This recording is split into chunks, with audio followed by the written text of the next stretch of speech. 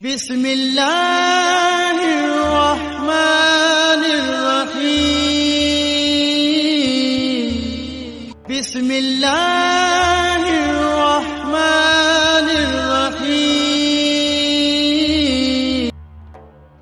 اعوذ باللہ من الشیطان الرجیم بسم اللہ الرحمن الرحیم السلام علیکم ورحمۃ اللہ وبرکاتہ۔ میرے پیارے دوستوں، امید ہے آپ سبھی لوگ خیریت سے ہوں گے۔ دوستو، آج میں روزے کا بیان ایپیسوڈ 4 لے کر آیا ہوں، تو چلیے شروع کرتے ہیں روزے کا بیان ایپیسوڈ 4۔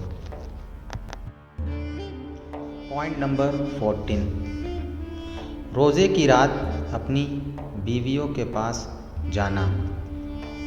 حدیث میں آیا ہے، فرمان الہی تمہارے لیے روزے کی رات اپنی بیویوں کے پاس جانا حلال مطلب جائز کر دیا گیا ہے، وہ تمہارے لیے اور تم ان کے لیے لباس ہو۔ حدیث میں اس کا ذکر ہے، برا بن عازب رضی اللہ تعالی عنہ سے روایت ہے، انہوں نے فرمایا کہ محمد صلی اللہ علیہ وسلم کے صحابہ کرام رضی اللہ تعالی عنہ کا یہ دستور تھا کہ جب کوئی روزے سے ہوتا اور افطار کے وقت وہ افطار کرنے سے پہلے سو جاتا تو پھر باقی رات میں کچھ نہ کھا سکتا، اور دوسرے دن یہاں تک کہ شام ہو جاتی۔ ایک دن قیس بن شرما انصاری روزے سے تھے، افطار کا وقت آیا تو اپنی بیوی کے پاس آئے اور ان سے پوچھا، کیا تمہارے پاس کچھ کھانا ہے؟ ان کی بیوی نے جواب دیا، نہیں، لیکن میں جاتی ہوں اور آپ کے لیے کھانے کا بندوبست کرتی ہوں۔ وہ سارا دن محنت مزدوری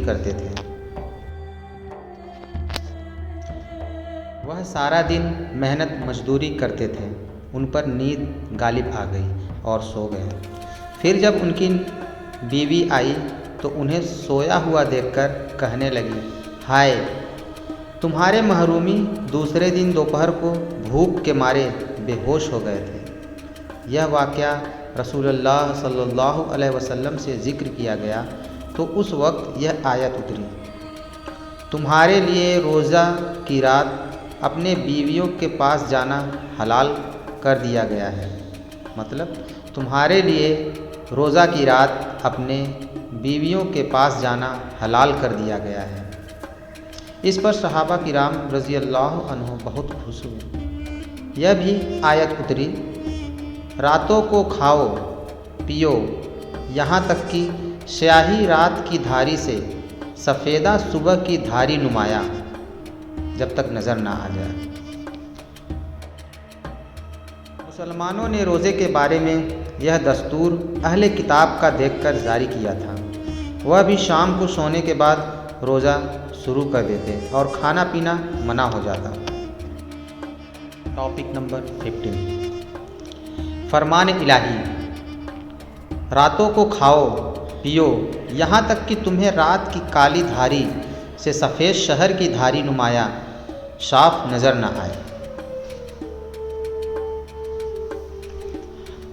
حدیث میں ہے، عدی بن حاتم رضی اللہ عنہ سے روایت ہے، انہوں نے فرمایا کہ جب یہ آیت اتری، یہاں تک کہ سفید دھاگے کالے دھاگے سے تمہارے لیے واضح ہو جائے، تو میں نے ایک کالی اور ایک سفید رسی کو ان دونوں کو اپنے تکیے کے نیچے رکھ دیا اور رات کو اٹھ کر ان کو دیکھتا رہا، لیکن مجھ کو کچھ معلوم نہ ہوا۔ چنانچہ میں صبح رسول اللہ صلی اللہ علیہ وسلم کے پاس گیا اور آپ سے اس کا ذکر کیا۔ آپ نے فرمایا، کالا دھاگا تو رات کی سیاہی اور سفید دھاگا صبح کی سفیدی ہے۔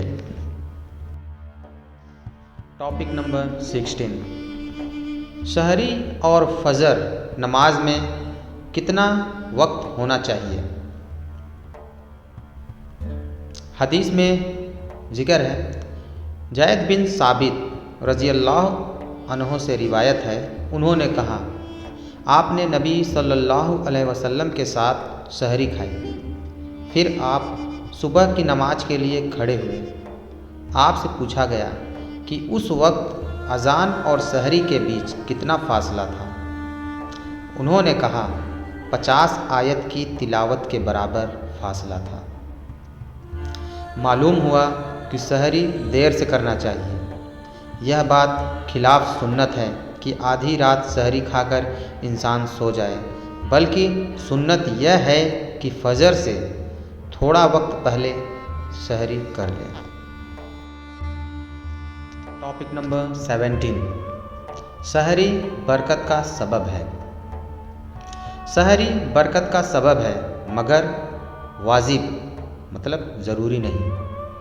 حدیث میں ذکر ہے، انس رضی اللہ عنہ سے روایت ہے، انہوں نے کہا رسول اللہ صلی اللہ علیہ وسلم نے فرمایا کہ سحری کھایا کرو کیونکہ سحری میں برکت ہوتی ہے۔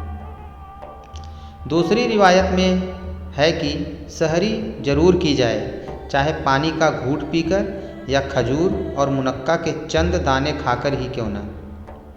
اس سے روزہ رکھنے میں طاقت پیدا ہوتی ہے۔